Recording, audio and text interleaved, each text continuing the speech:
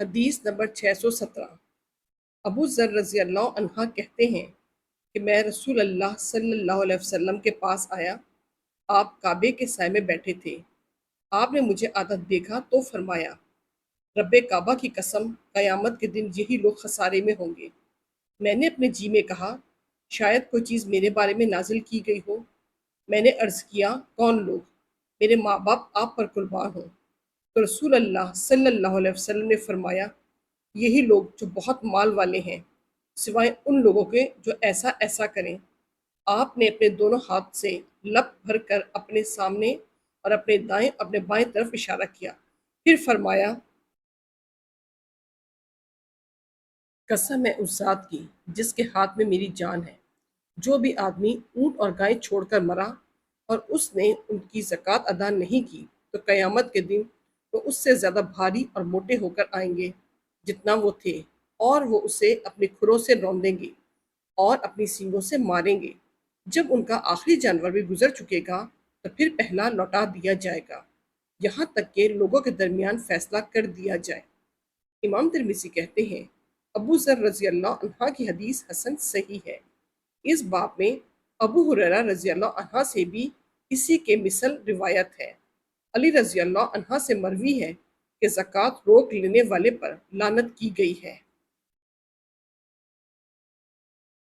حدیث نمبر 618۔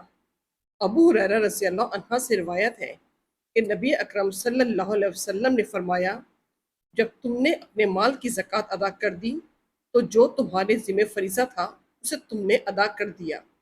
امام ترمذی کہتے ہیں، یہ حدیث حسن صحیح ہے۔ نبی اکرم صلی اللہ علیہ وسلم سے دوسری اور سندوں سے بھی مروی ہے کہ آپ نے زکوٰۃ کا ذکر کیا تو ایک شخص نے عرض کیا، اللہ کے رسول، کیا میرے اوپر اس کے علاوہ بھی کچھ ہے؟ آپ نے فرمایا، نہیں، سوائے اس کے کہ تم بطور نفل کچھ دو۔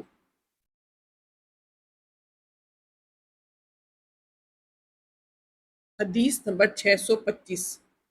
عبداللہ بن عباس رضی اللہ عنہ کہتے ہیں کہ رسول اللہ صلی اللہ علیہ وسلم نے معاذ رضی اللہ عنہ کو یمن کی طرف اپنا عامل بنا کر بھیجا اور ان سے فرمایا کہ تم اہل کتاب کی ایک جماعت کے پاس جا رہے ہو، تم انہیں دعوت دینا کہ وہ اس بات کی گواہی دیں کہ اللہ کے سوا کوئی معبود برحق نہیں، اور یہ کہ میں اللہ کا رسول ہوں۔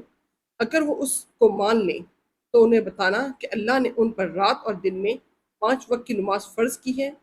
اگر وہ اسے مان لیں تو انہیں بتانا کہ اللہ نے ان کے مال میں زکوٰۃ فرض کی ہے جو ان کے مالداروں سے لی جائے گی اور ان کے فقراء مساکین کو لوٹا دی جائے گی۔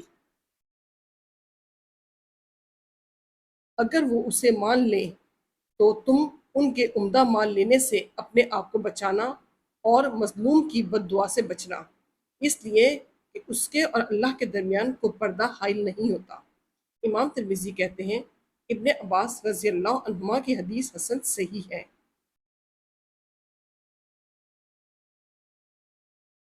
حدیث نمبر 626۔ نبی اکرم صلی اللہ علیہ وسلم نے فرمایا، 5 اونٹوں سے کم میں زکوٰۃ نہیں ہے، اور 5 اوقیہ چاندی سے کم میں زکوٰۃ نہیں ہے، اور 5 وسق غلے سے کم میں زکوٰۃ نہیں ہے۔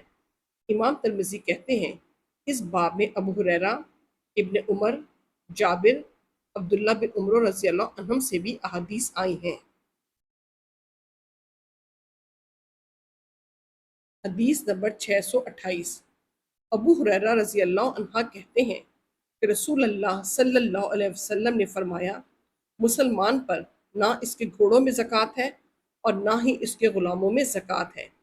امام ترمذی کہتے ہیں، ابو ہریرہ رضی اللہ عنہ کی حدیث حسن صحیح ہے۔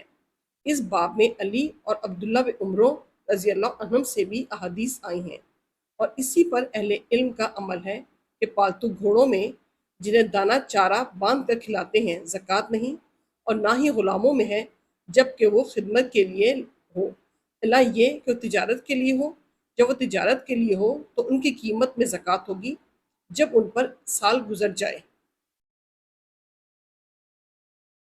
حدیث نمبر 631۔ عبداللہ بن عمر رضی اللہ عنہما کہتے ہیں کہ رسول اللہ صلی اللہ علیہ وسلم نے فرمایا، جسے کوئی مال حاصل ہو تو اس پر کوئی زکوٰۃ نہیں جب تک کہ اس پر اس کے مالک کے یہاں 1 سال نہ گزر جائے۔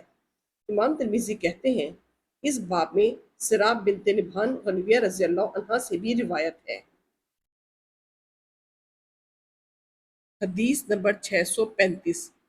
عبداللہ بن مسعود کی اہلیہ زینب رضی اللہ عنہا کہتی ہیں، رسول اللہ صلی اللہ علیہ وسلم نے ہم سے خطاب کیا اور فرمایا، اے گروہ عورتوں کی جماعت، زکوٰۃ دو، گو اپنے زیورات ہی سے کیوں نہ دو، کیونکہ قیامت کے دن جہنم والوں میں تم ہی سب سے زیادہ ہوں گی۔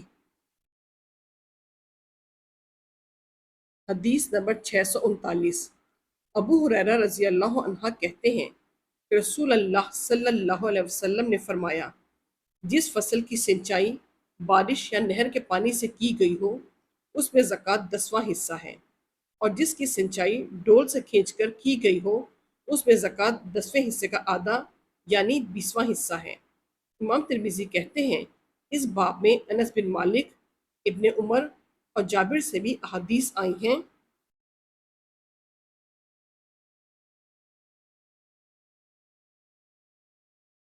یہ حدیث بکیر بن عبداللہ بن اشج، سلمان بن یسار اور بصر بن سعید سے بھی روایت کی گئی ہے، اور ان سب نے اسے نبی اکرم صلی اللہ علیہ وسلم سے مرسلاً روایت کی ہے، گویا یہ زیادہ صحیح ہے۔ اور اس باب میں ابن عمر کی حدیث بھی صحیح ہے جسے انہوں نے نبی اکرم صلی اللہ علیہ وسلم سے روایت کی ہے، اور اسی پر بیشتر فقہا کا عمل ہے۔